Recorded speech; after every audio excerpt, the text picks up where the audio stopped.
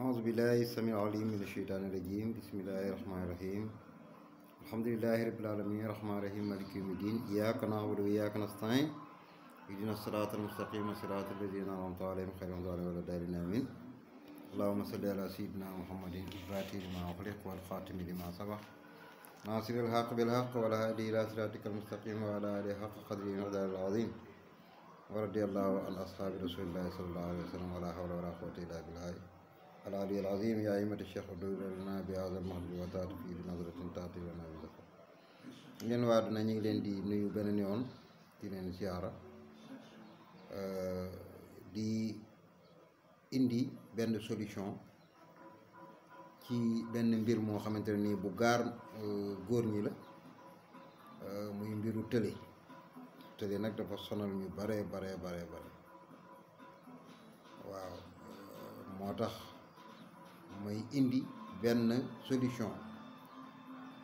boo xamante ne nii laajul baxal laajul infusion laajul dara xooj rek naan suba ak ngoon maanaam góor bu sentir ne da nga tëli da nga am problème mu tëli utal reenu jaxaj reenu xërëj ak reenu tàmm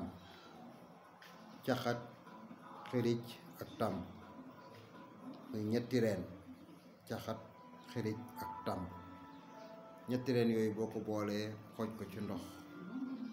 di ko naan suba ak ngoon boo amee frigo sax loolu danga koy jël rek dugal ci biir di ko naan suba ak ngoon képp ku koy def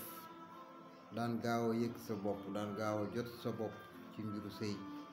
incha allah boo ko defee suba ak ngoon yàlla dina la dimbale saafara ci kàttanu yàlla ci nu mu gën a gaawee nag waaw boo koy def amul ñaari fan amul ñett fan boo koy def rek gis ci sa bopp kon loolu solution la woon boo xam ne dañu woon nañ ko indi waaw may ko gaay yi comme ñun moom maanaam seentuñ ci dara lu dul dimbalante ak doomu aadama yi loolu moo doonoon tey vidéo bi ma doonoon seen mbokkum taalibe Baye Cisse Mbaye ndaamal Cheikh Ibrahim Niass asalaamaaleykum wa rahmatullah